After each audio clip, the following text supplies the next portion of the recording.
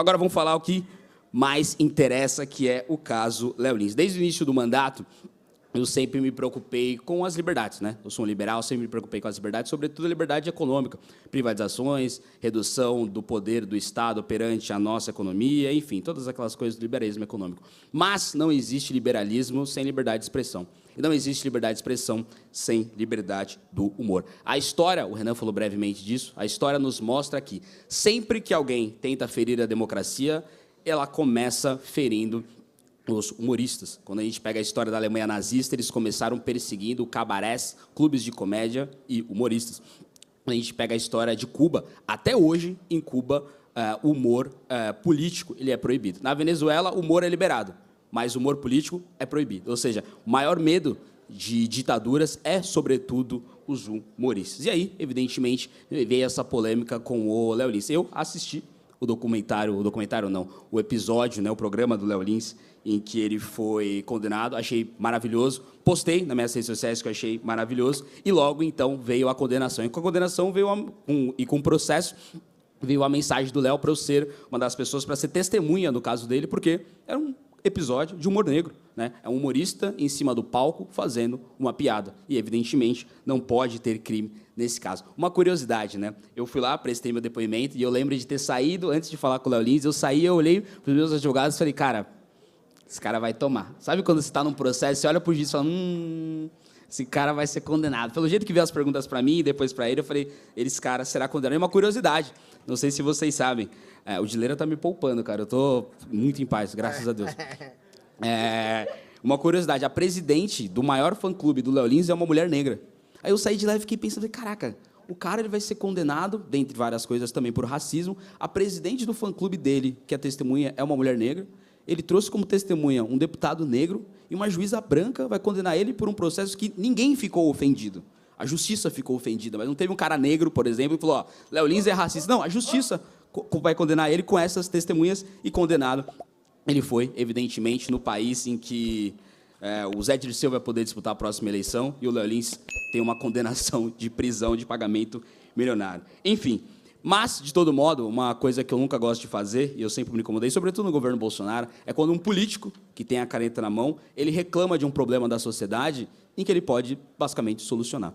Então, se nós temos um problema de liberdade de expressão, de liberdade do humor, e eu sou um deputado que eu posso fazer algo para melhorar esse ecossistema, a nossa função como parlamentar é, além de representar vocês nas palavras, é também nas ações. Eu gostaria de ler, muito curto, o projeto de lei, que é a minha equipe jurídica, inclusive, eu queria uma salva de palmas para essa equipe jurídica que fez um projeto maravilhoso.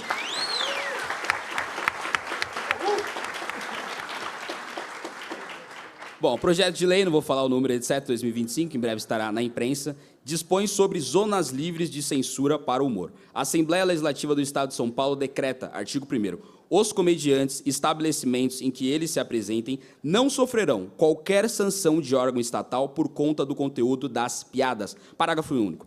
A proteção não abrange o ato de imputar de maneira falsa e objetiva crime a outro. O que isso significa? Se eu, como parlamentar, tenho uma imunidade parlamentar, ou seja, eu posso subir na tribuna da Assembleia e falar o que eu quiser e não posso ser punido por que eu fale, o humorista, quando sobe no palco para fazer uma piada, tem que ter algo parecido. Então, eu espero que esse projeto seja aprovado em breve e que, finalmente, os humoristas podem fazer o que eles querem fazer, que é apenas piadas, e que a justiça gaste o seu tempo, a sua verba e a sua energia prendendo bandido, vagabundo, que é o que tem que fazer o nosso judiciário. E antes, eu também separei, né?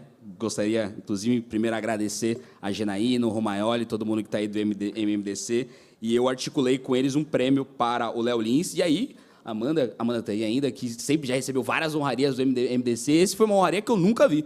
Falei, caraca, eles separaram uma honraria maravilhosa. E eu até estudei certinho como é que eu ia falar dessa honraria, mas eu prefiro ler também a descrição que eles colocaram para você ver a importância dessa honraria que o Léo vai receber agora.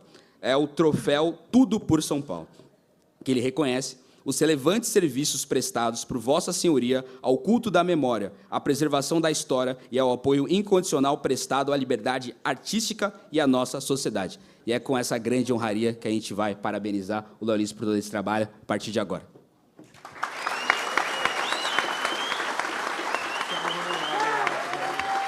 Vamos lá.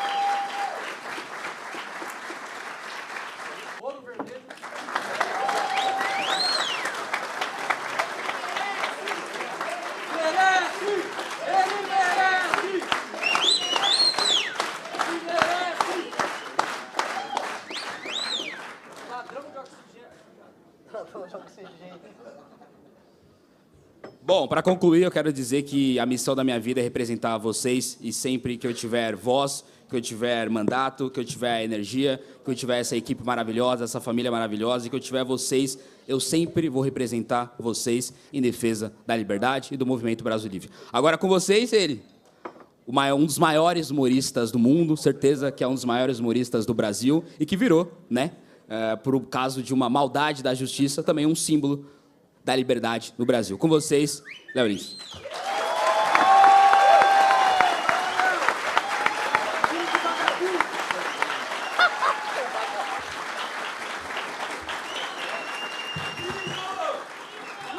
Obrigado. Olha o assédio, hein? Olha o assédio. Obrigado. Obrigado pela presença de todos. Bom, não vim aqui contar piada. Quando eu faço isso no palco, eu já sou preso. Que dirá fora, né? Agradeço muito aí ao Guto, não só pelo evento, mas por ter topado ir lá depor a meu favor, pelo resultado do julgamento, um péssimo depoimento. Vou escolher melhor as testemunhas na próxima. Obrigado. Parabéns pelo evento, lutar pela liberdade de expressão, mas não só o evento, né? Parabéns por juntar esse elenco aqui na Alesp, cara. O cara tá usando a câmera da Assembleia Legislativa para gravar um episódio do The Office Brasil, cara. Realmente, obrigado. Eu tive um apoio que eu não esperava com essa condenação. 8 anos, 3 meses e 9 dias, mais uma multa de quase 2 milhões por causa de piada, realmente eu jamais imaginaria uma condenação dessa. Você tem o caso aí, acho, do Gilmar Mendes, que foi condenado a 7 anos e 11 meses, né, pelo caso do Mensalão. Você tem um caso de um estupro de vulnerável, onde a pessoa confessou o crime, que pegou, acho que, 7 anos e 4 meses. Você tem um cara que matou a esposa, pegou 8 anos e 2 meses, ainda ganhei por 1. E você tem, então, assim, a gente está falando de homicídio, de pedofilia, tem um caso de estupro que pegou 8 anos, corrupção, todos com pena inferior a contar piada num palco. Como eu sempre falo, o humor não tem limite, o ambiente sim. O comediante, a gente transgride normas, né? Eu vou aproveitar, inclusive, fazer um paralelo então, com o Dileira, que está aqui. A pessoa que tem Tourette, o comediante, a gente é muito próximo, né? O meu laudo é o palco, é isso. Ninguém vai prender alguém que tem Tourette por causa do que ele fala. Você compreende? Até hoje, aguarde. É isso. Como o Cássio comentou aqui também, a comédia vem de você violar normas, né? O humor vem de uma palavra também latina, que é humorem, que era o equilíbrio de fluidos no corpo. Quando você estava com isso em desequilíbrio, quando a pessoa estava agindo fora da normalidade, ela estava humorista. Então, desde a concepção, tanto de humorista quanto de comédia, alguém que está fora da normalidade, violando normas. A Tourette fica engraçada por isso, porque ninguém espera que alguém chegue aqui e xingue o Alexandre de Moraes, como ele fez. E aí fica engraçado porque você está violando uma norma, né? No caso dele, é por algo no córtex pré-frontal, onde ele perde esse filtro social. O comediante utiliza o palco para poder violar essas normas sociais num espaço onde há um contrato simbólico, que ali a gente está fazendo isso de forma fictícia e para entreter. Eu acho triste a gente ter que explicar esse tipo de coisa hoje em dia. Eu acho que a gente vem atravessando um momento de muita intolerância, né? Principalmente agora, nesses últimos 5.000 anos. E é triste ver que a intolerância, por mais que o tempo passe, a intolerância não cessa, ela no máximo muda de aparência, né? Se a gente recuar alguns séculos para uma época chamada Idade das Trevas, a fogueira da Idade Média é o cancelamento de hoje em dia. Os inquisidores são os canceladores, e aquele que não abaixa a cabeça para a ideologia dominante no poder é uma bruxa que tem que ser queimada e removida da sociedade. E eu sou completamente contra isso. Hoje fala-se tanto em diversidade, mas não querem diversidade de pensamento, né? Todo mundo tem que pensar igual. Fala-se tanto em respeito às minorias, mas a menor minoria é o indivíduo. E se esse não pensar do jeito que querem, também vai ser desrespeitado, por mais que ele pertença a uma dessas ditas minorias.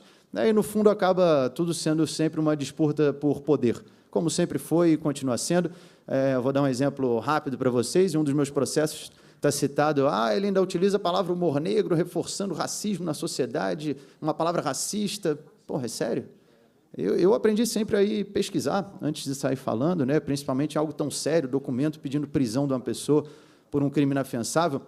Essa palavra surgiu na década de 30, na França, num livro chamado Antologie de l'Humour Noir, que na tradução virou Anthology of Black Humor, no nosso português, Antologia do Humor Negro, e é uma coletânea de contos de diversos autores sobre assuntos variados, então, ou seja, não tem uma origem racista, mas ficaram 3, 4, 5 anos repetindo essa mentira, até virar uma verdade.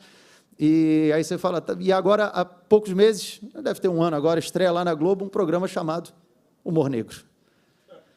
Ou seja, ao mesmo tempo, uma palavra, no meu caso, está no processo me acusando de racismo, está estampada num programa da Globo. Então, como eu falei, no fundo, a disputa é para ver quem tem o poder de dizer o que pode ser dito, o que não pode, quem não pode, qual palavra é racista e qual não é, por mais que seja a mesma palavra. E algumas pessoas que, às vezes, estão do outro lado e dizem agir de maneira diferente, às vezes não percebem que não é tão diferente assim. Eu já vi cristão, conservador, que fala, hoje está todo mundo muito sensível, muito mimimi, eu não vejo problema em piada com minoria, é só não mexer com religião. O travesti ateu discorda de você. Né? Então, no fundo, cada um quer que o seu limite seja o da sociedade. E aí não vai funcionar nunca. Se você escolhe qual censura é válida, você está contra a liberdade de expressão. Obrigado a presença de todos, obrigado, Guto. Obrigado mesmo, viu? Obrigado. Para ficar por dentro de mais cortes excelentes, inscreva-se no Treta no Congresso.